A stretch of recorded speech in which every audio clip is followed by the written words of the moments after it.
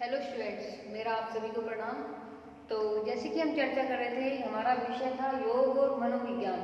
तो योग और मनोविज्ञान में हमने पिछली वीडियो में चर्चा की थी जो है उपनिषदों में व्यक्तित्व के आयाम क्या क्या होते हैं, कि उपनिषद के अकॉर्डिंग जो है उपनिषद में जो है व्यक्तित्व को क्या बताया गया है, किस तरह से बताया गया है। तो वो हमने कल उसके बारे में चर्चा की थी। तो आज हम चर्चा करेंगे सांख्य दर्शन में व्यक्तित्व के आयाम, मतलब कि सांख्य दर्शन ने व्यक्तित्व को किस प्रकार से दर्शाया है। ठीक है, तो सांख्य दर्शन के अकॉर्डिंग आज हम चलते हैं कि व्यक्तित्व के बारे में उन्होंने क्या अपनी राय दी है, किस बारे में उन्होंने मतलब व्यक्तित्व के बारे में उन्होंने क्या कहा है।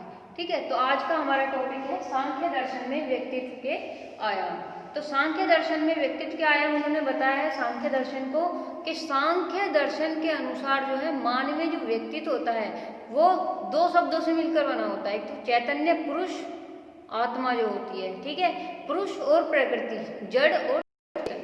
ठीक है, तो इसमें जो है सांख्य दर्शन में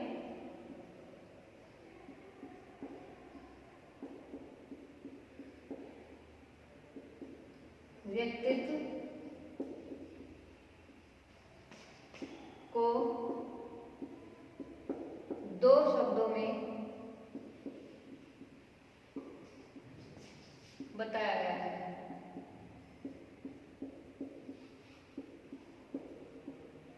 ठीक है, दो शब्दों में, पहला है पुरुष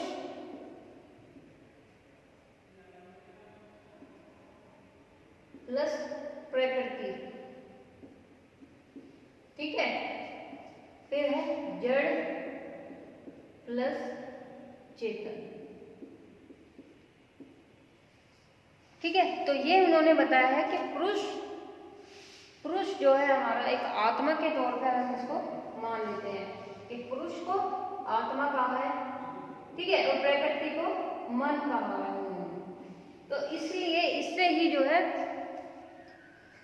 इन दोनों के संयोग से मिलकर जो है व्यक्तित्व का जो है प्रतिक्रिया जो उत्पाद हुआ था। मतलब अगर व्यक्तित्व सांख्य दर्शन के अकॉर्डिंग हम अपनाते हैं तो सांख्य दर्शन में जो है सांख्य दर्शन बताता है कि पुरुष और प्रकृति, जड़ और चेतन, आत्मा और मन, ठीक है, आत्मा, मन और शरीर,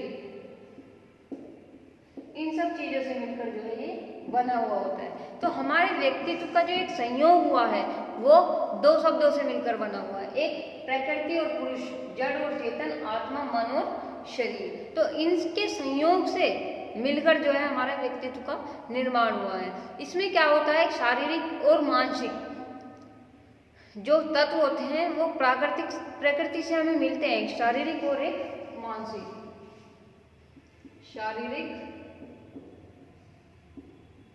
और मानसिक, ठीक है। अगर हमारे व्यक्तित्व का विकास होता है, अगर हमारा व्यक्तित्व दर्शाया जाता है तो वो शारीरिक और मानसिक तौर पे ही हमें पता चलता है कि हमारा व्यक्तित्व विकास कर रहा है या नहीं कर रहा है। तो ठीक है, तो अगर हमें व्यक्तित्व को दर्शाना है, व्यक्तित्व को एक तरह से प्रयोग में लाना है, तो व्यक्तित्व के लिए हमारे लिए जड़, चेतन, पुरुष, प्रकृति, शारीरिक और मानसिक, तो ये होने बहुत ही अनिवार्य हो जाते हैं। क्यों? इन्हीं के द्वारा ही हमें व्यक्तित्व के संयोग का पता चलता है कि व्यक्तित्व हमारा किस तरह से उद्भव होता चला जाता है, कैसे उसका निर्माण होता है। ठीक है, हमने पिछले इसमें बताया था कि एक बाल्यावस्था से जो व्यक्तित्व के दर्शन जो लक्षण होते हैं वो बाल्यावस्था से ही पढ़ने लग जाते हैं। अगर बाल्यावस्था में व्यक्तित्व पर हम इतना ध्यान नहीं देते हैं तो वो आगे चल करके हमारे लिए परेशानियां खड़ी कर देता है। तो इसलिए बाल्यावस्था से व्यक्तित्व के गुण उसमें आते चले जाते हैं और वो धीरे धीरे बढ़ते हुए जाते हैं। तो इसी तरह से जब वो धीरे धीरे बढ़ते हैं तो व्यक्तित्व में विकास होता है, व्यक्तित्व का विकास होता है, शारीरिक भी होता है, मानसिक भी होता है। ठीक है, तो उसी तरह से उसके अंदर भावनाएं, संवेदनाएं और इच्छाएं जो है जन्म लेती चली जाती है। तो वो उसी के अनुरूप, उसी के अकॉर्डिंग जो है व्यक्तित्व को दर्शाता है। ठीक है, तो इस तरह से जो व्यक्तित्व का उन्होंने बताया सांख्य दर्शन जो है, तो मानवीय जो व्यक्तित्व होता है, मानवीय व्यक्तित्व के परस्पर अंतर्निर्भर, जिन पे निर्भर होता है हमारा मानवीय व्यक्तित्व, उसके दो घटक उन्होंने बताए हैं कि जो व्यक्तित्व, मानवीय व्यक्ति, मानव का जो व्यक्तित्व होता है और जिनके ऊपर ये निर्भर होता है, उनको दो चीजों में बताया गया है। एक बताया गया है आत्मा और पुरुष, ठीक है, आत्मा व पुरुष। और दूसरा है हमारा, जो हमने अभी आपको बताया है कि मनोकायिक यंत्र जो होता है, मन का जो यंत्र होता है, शरीर और मन, शरीर और मन, ठीक है। तो ये जो है हमारा व्यक्तित्व दो चीजों पे दर्शाता है कि आत्मा और पुरुष, शरीर व मन, ठीक है। तो सांख्य दर्शन क्या इनके बारे में निष्कर्ष निकालता है, तो सांख्य दर्शन में मनोकायिक उपकरण को कर्ण भी कहा जाता है। तो सांख्य दर्शन जो है इसमें मनोकायिक जो उपकरण होते हैं, मन के जो उपकरण होते हैं, उनको कर्ण भी कहा जाता है। तो जिनकी कुल संख्या कितनी होती है, 13 होती है। तो इसमें सांख्य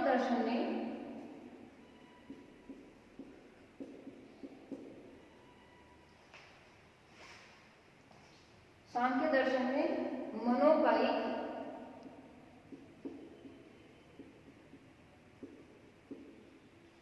उपकरण को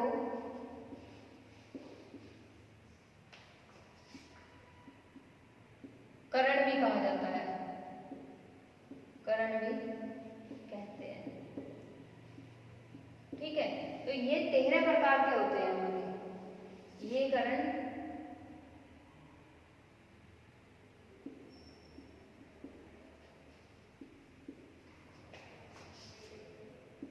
13 प्रकार के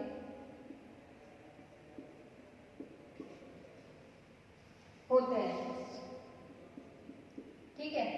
तो ये हमारे 13 प्रकार के होते हैं। अब 13 में से जो 3 होते हैं वो मनोकायिक होते हैं, 13 में से 3 जो है आंतरिक होते हैं, ठीक है।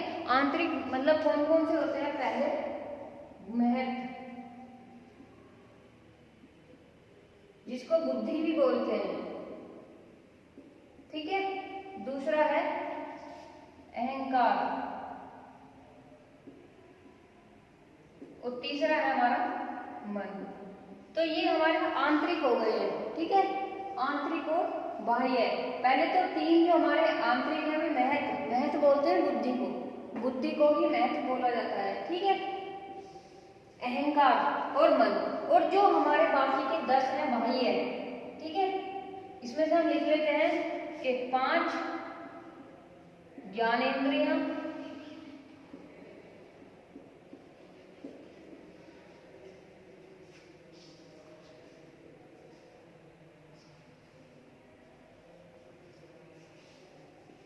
5 ज्ञानेंद्रिय, ठीक है, और 5 ही हमारे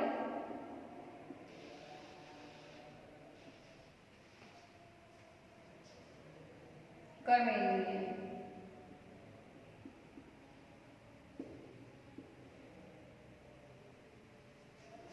तो ये हमारे 5 ये और 5 ये 10 हो गए, ठीक है, ये 10 और 3 13। तो ये तीन कारणों के बारे में जो है सांख्य दर्शन इनको बताता है। तो एक बाह्य उपकरण होता है और एक आंतरिक उपकरण होते हैं। तो जो बाह्य उपकरण होते हैं, जैसे कि जो 5 कर्मेंद्रियां हैं और 5 ज्ञानेंद्रियां हैं, तो ये जो है आंतरिक उपकरण जो है पहरे दरवाजे का काम करते हैं। तो आंतरिक के तौर पर ये दरवाजे पर जो पहरी होता है, पहरा देता है, तो उसका कार्य करता है, ठीक है। तो बाह्य दरवाजे, जो बाह्य उपकरण होते हैं, वो दरवाजे को इस तरह से व्यक्तित्व के रूप में प्रकाशित करते हैं कि पुरुष आत्मा के 2 शरीर होते हैं, पुरुष और आत्मा के 2 शरीर होते हैं। तो पहले हम थोड़ा सा इन्हें समझ लेते हैं कि महत्व, बुद्धि और अहंकार, ठीक है, ये 5 हो गए और 5 हमारी बाह्य हो गई, ये आंतरिक हो गए और ये बाह्य हो गए। तो ये एक तरह से पहरेदारी का कार्य करते हैं हमारे आंतरिक पर भी और बाह्य पर भी। तो इसी तरह से उन्होंने बताया है, सांख्य दर्शन में बताया गया है कि जो व्यक्तित्व होता है, व्यक्तित्व पुरुष जो होता है, जो आत्मा होती है उसकी, व्यक्तित्व की जो आत्मा होती है वो 2 शरीर के रूप में होती है, एक स्थूल शरीर होता है और एक सूक्ष्म शरीर होता है, ठीक है। स्थूल शरीर में क्या होता है, जो भौतिक चीजें आती है, ठीक है, स्थूल शरीर में, स्थूल शरीर होता है हमारा भौतिक, और सूक्ष्म होता है हमारा सूक्ष्म शरीर, ठीक है। तो सूक्ष्म शरीर जो संबंध होता है वो लिंग शरीर से होता है।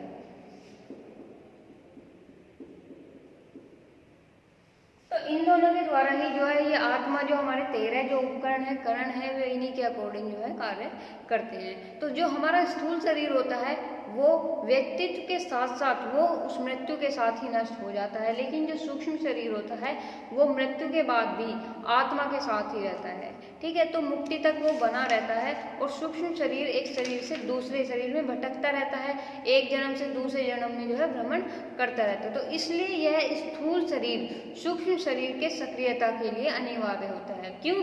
क्योंकि जो उसका प्राण है, जो आत्मा है, वो इधर उधर भटकती रहती है, एक शरीर से दूसरे शरीर में भटकती रहती है, ठीक है। तो उस तरह से व्यक्तित्व का निर्माण नहीं हो पाता है। तो सांख्य दर्शन में उन्होंने यही बताया गया है कि स्थूल शरीर सूक्ष्म शरीर के लिए इसीलिए अनिवार्य होता है क्योंकि जो सूक्ष्म शरीर का जो प्राण होता है वो अलग अलग शरीरों में भटकता रहता है, तो उसके लिए उसको एक शरीर चाहिए होता है, ठीक है। अगर वो एक शरीर में रहेगा तो वो कहीं भी उसके अंदर कहीं भी भटकाव नहीं आएगा और वो एक ही जगह पर स्थिर रहेगा। और लिंग शरीर जो है सौम्य भौतिक है किंतु अत्यंत सूक्ष्म पदार्थ का बना होता है। जो ये लिंग शरीर होता है सूक्ष्म होता है, ये सूक्ष्म पदार्थ का बना हुआ होता है। ये इतना सूक्ष्म होता है कि इसका प्रमाणिक तौर पर हम नहीं देख सकते हैं, यह सिर्फ अणुओं में ही होता है। जो हमें अणु होते हैं वो ब्रह्मांड में ही रहते हैं, ठीक है। तो इसलिए इसमें कहा गया कि व्यक्तित्व के बिना पुरुष का भी चैतन्य निर्भर नहीं होता है कि पुरुष और प्रकृति से मिलने से वह जो है चैतन्य हो जाता है। जब तक हमारे शरीर में प्राण है, पुरुष है, प्रकृति है, जड़ है हमारे अंदर, जड़ मतलब शरीर है, चेतन मतलब हमारा मन है, तब तक है तो तब तक हमारा व्यक्तित्व का स्वरूप भी स्थिर रहेगा और वो कहीं नहीं जाएगा। अगर हमारा शरीर ही नहीं है तो हमारे व्यक्तित्व का ही कोई कार्य नहीं रहेगा। तो इसीलिए सांख्य दर्शन में उन्होंने बताया गया है कि जड़ और चेतन किस तरह से शरीर में एक व्यक्तित्व का विकास होता है, कि किस तरह से जड़ और चेतन, ठीक है, शरीर और मन, आत्मा, ये किस तरह से मिलकर के एक व्यक्तित्व का स्वरूप बनाते हैं, किस तरह से व्यक्तित्व का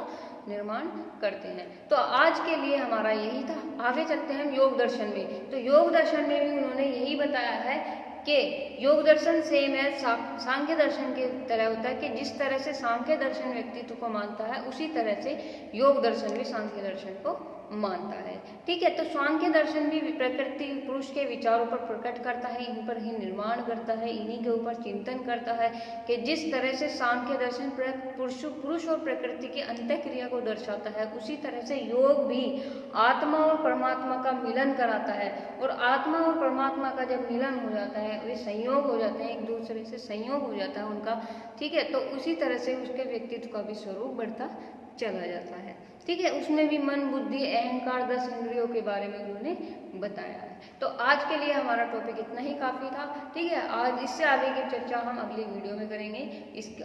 आज के लिए धन्यवाद।